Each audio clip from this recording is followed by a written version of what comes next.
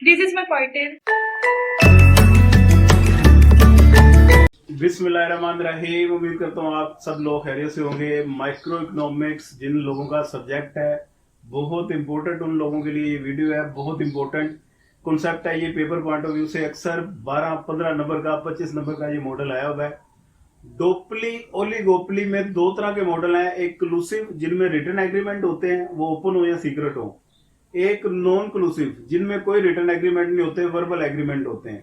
तो practical life में ज्यादातर नॉन क्लूसिव मार्केट की सिचुएशन पाई जाती है, क्योंकि नॉन रिटर्न एग्रीमेंट ही होते हैं। इतना लिखत परत कोई भी नहीं करते। तो उसमें जो सबसे इंपॉर्टेंट मॉडल है हमारे पास, पॉल स्वीजी ने ये मॉडल लिखा। इंट्रोडक्शन, अजम्पशन, थ्योरी, ये सारा रट्टा सिस्टम आपको किताबों से मिल जाएगा। वीडियो बनाने का मकसद सिर्फ कॉन्सेप्ट आपको देना है, डायग्राम समझाना है। ये कॉन्सेप्ट मिल गया, अगर आपको डायग्राम समझ में आ गई तो इसकी सारी चीजें थ्योरी वगैरह बुक से याद कर लेंगे। इसमें पॉल स्वीजी कहता है कि demand curve, overall price and output कहां से डिटरमिन होती है। जहां पे दो तरह की डिमांड इसने बताई है, एक इंडिविजुअल डिमांड और दूसरी प्रोपोर्शनल डिमांड। ये कहता है कि ये दो डिमांड कर्व जहां पे इंटरसेक्ट हो जाए, वहां पे प्राइस एंड आउटपुट डिटरमिन होती है। इन दोनों की वजह से किंक आता है, बल आता है, खम। इसकी वजह से इसका नाम किंक डिमांड कर्व है, क्योंकि डिमांड कर्व इसकी स्ट्रेट नहीं है, वो किंक है उसके अंदर। इंडिविजुअल डिमांड, इसको आप यूं समझ लें, ये हाउस होल्ड की डिमांड है, ये कमर्शियल डिमांड है। कमर्शियल हमेशा लेस इलास्टिक डिमांड होती है, इसलिए ये स्टीपर है, प्राइस से ज्यादा सेंसिटिव नहीं होती। हाउस होल्ड की डिमांड, इंडिविजुअल डिमांड, ये प्राइस सेंसिटिव ज्यादा होती है। ये वापडा की आप एग्जांपल ले लें, हाउस होल्ड को बिजली का पर यूनिट रेट कम होता है, क्योंकि उसकी डिमांड जरा फ्लैटर होती है, और कमर्शियल रेट ज्यादा होता है, उसकी डिमांड जरा स्टीपर होती है। इसे इंडिविजुअल डिमांड का नाम दिया है, इसे प्रोपोर्शनल डिमांड का नाम दिया है। और जहां पे ये दोनों डिमांड कर्व एक दूसरे के इंटरसेक्ट हो जाए, ये आपकी आ गई इंडिविजुअल और ये आपकी आ गई प्रोपोर्शनल। तो ये इंटरसेक्शन जोन्स है, ये इसका इक्विलिब्रियम है। ये डिफाइन करेगा मार्केट में प्राइस एंड आउटपुट कितनी है। फर्दर मोर,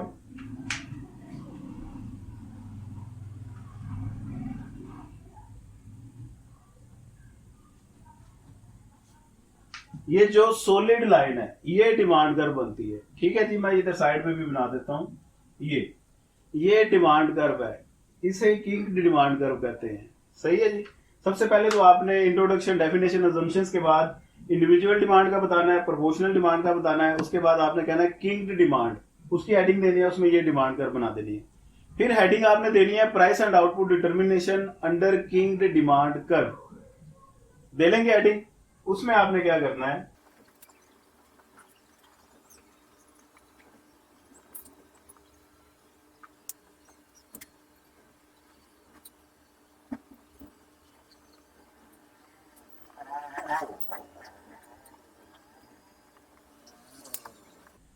जी ये आपका बन गया। ये तो आपका किंग डिमांड कर्व है ना। डिमांड कर्व को AR, एवरेज रेवेन्यू कर्व कहते हैं। इसी के नीचे आपका MR कर्व बनेगा। MR ये आया, उसके बाद जहां पे ये किंग स्टार्ट हुआ, ये बिल्कुल वर्टिकल लाइन होगी। उसके बाद ये वाला सेगमेंट इस लाइन के पैरेलल हो जाता है। अब इस सेगमेंट के अंदर अंदर आपने MC एक बना देना है। प्राइस एंड आउटपुट डिटर्मिनेशन का इधर भी फार्मूला यही है, जहां पे MC MR के इक्वल हो जाए, वहां पे प्राइस एंड आउटपुट डिटर्मिन हो जाती है। इसी पॉइंट को ड्रैग करते हुए नीचे ले आए, कितनी आउटपुट आ गई, और इसी को ऊपर ले गए AR तक, और ये आपकी प्राइस निकल आई। ये आपने प्राइस एंड आउटपुट डिटर्मिनेशन की हेडिंग देके ये डायग्राम बना देनी है, इसी की जिस तरह से मैंने बताया, एक्सप्लेनेशन कर देनी है। उसके बाद आपने हेडिंग देनी है stable equilibrium position in king demand curve, उसकी अलग से डायग्राम बनाए। अब उसमें क्या करना है, आपने MC1 कहते हैं इसे। ये सारी डायग्राम ऐसे बनेगी, एक इसके नीचे एक दूसरा MC बना दें, MC2, एक इसके ऊपर आप MC बना दें।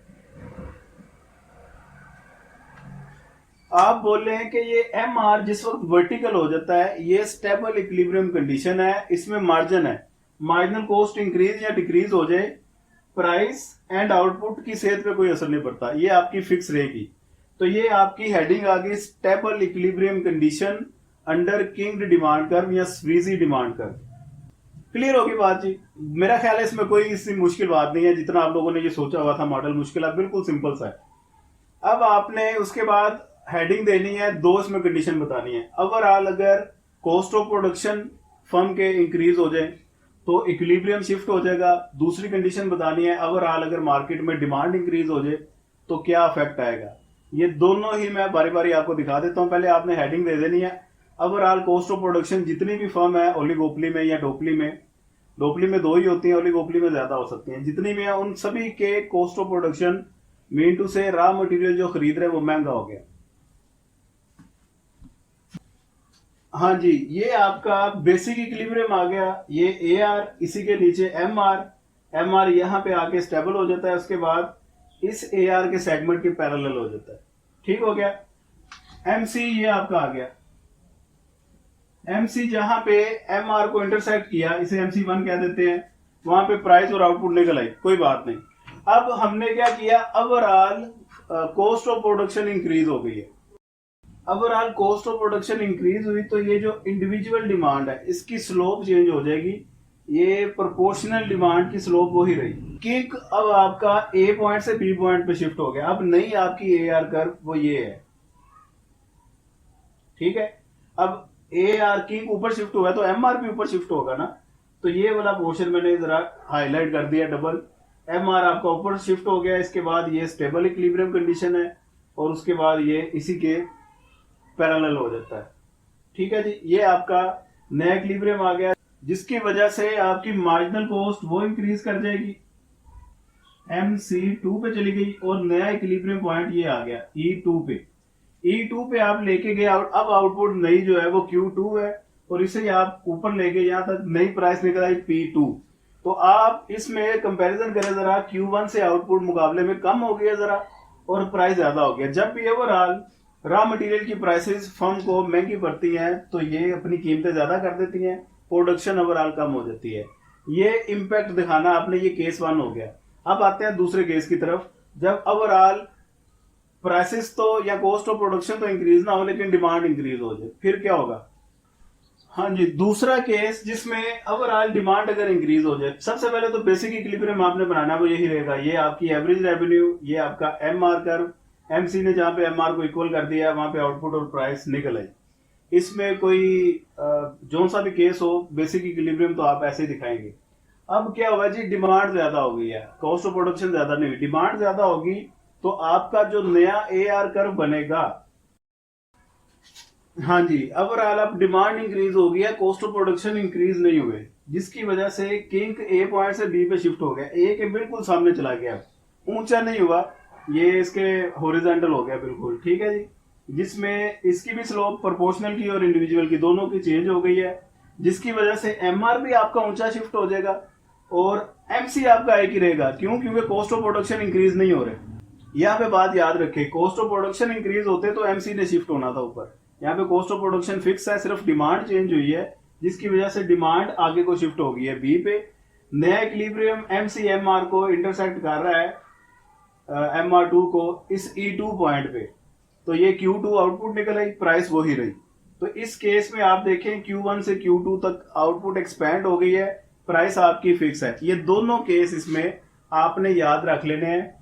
एक में आपकी प्राइस इंक्रीज, आउटपुट कम हो जाती है, इस केस में आपकी प्राइस कांस्टेंट रहती है, आउटपुट इंक्रीज हो जाती है। तो ये कंप्लीट 25 नंबर के लिए आपको ये मैंने सारा एक्सप्लेन कर दिया, 4-5 डायग्राम में बना के आपने एक्सप्लेन करना है। लास्ट में इसका क्रिटिसिज्म भी देख लीजिएगा। वीडियो पसंद आई हो दोस्तों के साथ शेयर लाजमी कर दीजिए। नोट्स अवेलेबल है, ऑनलाइन तैयारी हमारी सेशन कंटिन्यू है, किसी ने तैयारी करनी हो बड़ा अच्छा सेटअप है, पूरी एक रिपोर्ट वगैरह, साथ साथ हम टेस्ट सिस्टम लेते हैं और साथ साथ उसकी प्रोग्रेस रिपोर्ट भी बनती जाती है, जिससे एवेल्युएशन बच्चों की साथ साथ होती रहती है, बड़ा फायदा होता है। तो किसी ने ज्वाइन करना हो रब्ता करे। वीडियो पसंद आई हो लाइक लाजमी कर दे, दोस्तों के साथ इसे शेयर लाजमी कीजिए। अल्लाह पाक आपको कामयाब करे, दुआओं में याद रखिएगा। पाकिस्तान जिंदाबाद।